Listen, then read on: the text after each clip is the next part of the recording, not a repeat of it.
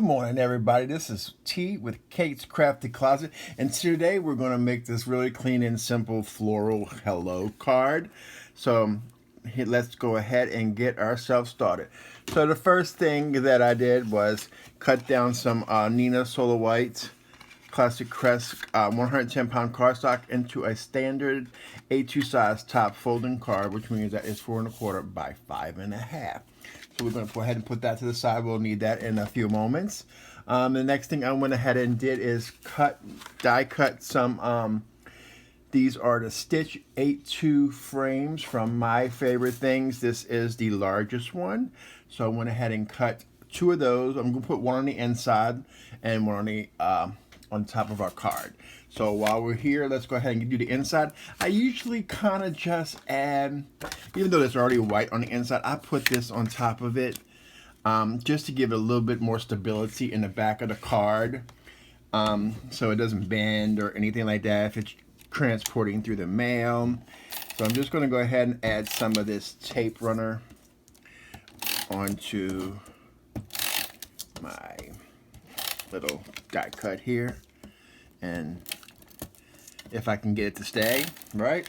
All right, so I'm just gonna do my best to put this in here. I don't stress out about perfect alignment. I just go for it. So there we go, we got that in there. Then we're gonna go ahead and bring in this other one, and we're going to use, this is like a little splatter stamp. Not quite sure which company this was from because I don't have the backing for it anymore, but these are pretty popular in many different realms, so kind of just do a search for ink splat and all that. So, and then today we're going to use VersaFineClair inks. So the first one that we're going to use is called Charming Pink. Okay, so I'm just going to ink up that little ink splat. Like, I don't need perfect coverage, but I'll do my best. And so I'm just gonna go right there. And these are pigment type ink, so it sits on top of that paper for a little bit, and so you have a moment. So I'm just cleaning off my stamp as we go, because the next color we're going to use is called Verdant. Okay, one of my favorite ones from this line. I'm just inking it up, and we're going to go ahead and try to get it close to the same area as the other one, just a tiny bit below. Okay, then I'm going to go ahead and clean that one off, and then we're going to bring in our final color. This one is called Warm Breeze. So I'm going to ink up this one.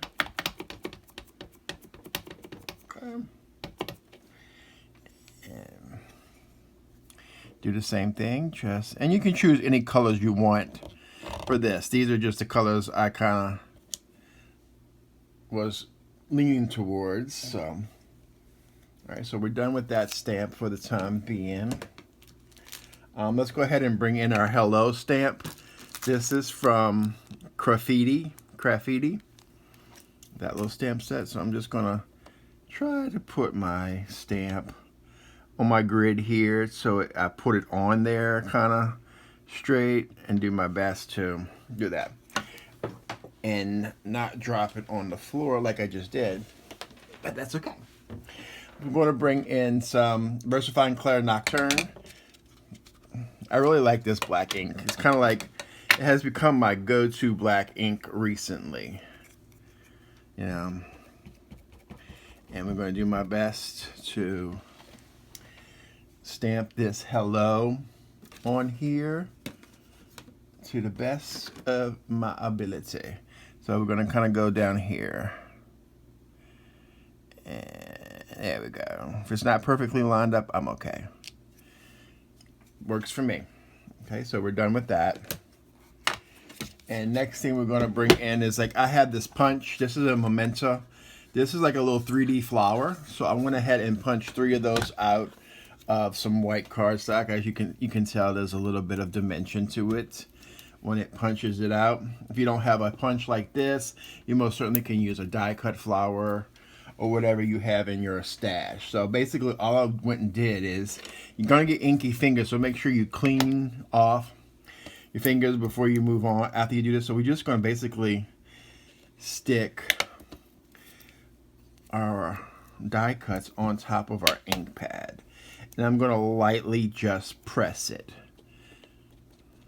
Lightly press it. See how, like I said, you're gonna get inky fingers, and it's okay. That's why I have my little rag on the side here, and I will use it.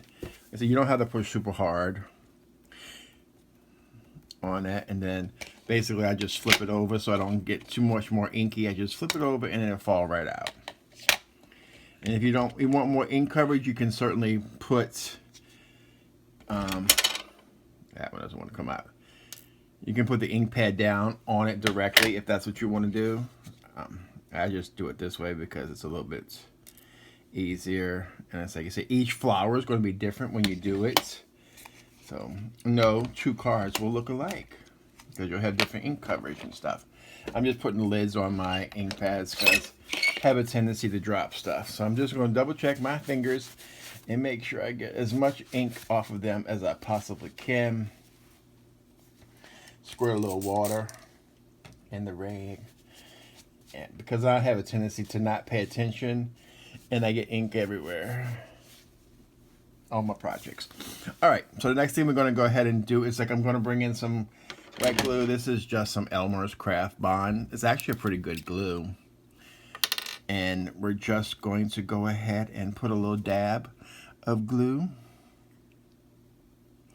on the back of our flowers and just kind of do our best to center them. I'm not going to push it down just yet because I want to make sure that it doesn't shift as I'm placing the other flowers down there. So I'm just putting them on top of the colors, coordinating colors of the ink splat. And you could actually go the different colors on different ones. You don't have to stay in the same one. It all depends on what you want to do. All right, so we're going to put this one down, and see, it wants to go flying on its own. I'm just going to able to shift them up just a little bit, and then I'll press it down to hold it for it start to adhere. All right. Next thing, I'm going to bring in some of these little jewels I got.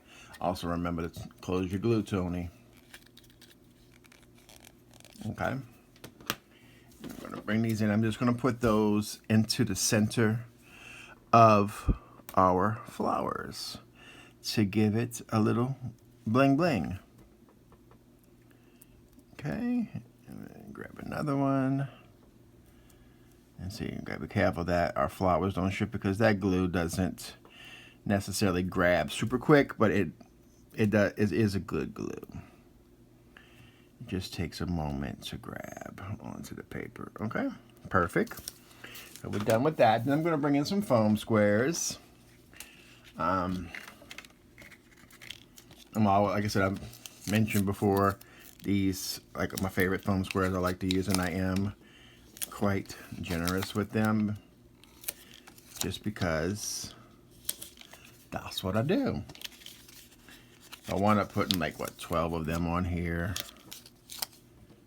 and these are very inexpensive foam squares from the Dollar Tree. Okay, and then last one, and then we'll go ahead and take the release paper off the back of our foam square, and then we can finish our card. And it's a really clean and simple card. So if you ever see the abbreviation CAS in videos or posts, CAS means clean and simple. And I like clean and simple because sometimes you want to get a card out quickly. You don't necessarily have 2-3 hours to do it. You only have 10-15 minutes These type of cards are perfect for those type of occasions. Okay, we're gonna bring back in our card base, and we're gonna do our best to line it up. If you want to put a little bit of wet glue on those foam squares, so you have a little wiggle room, you most certainly can do that. And there we go. That is not perfect placement, but it's homemade, it's mine. So there you have it. That is today's card for you. Make sure you hit that subscribe button if you haven't done so. Give me that big thumbs up if you like this video. You know, I got my social media links in the bottom below, as well as you can check out my store at katescraftycloset.com. Right now there is a coupon code FREESHIP that ends on Friday, so you get free shipping on your orders. So thank you very much for joining me today, and have a crafty day, y'all.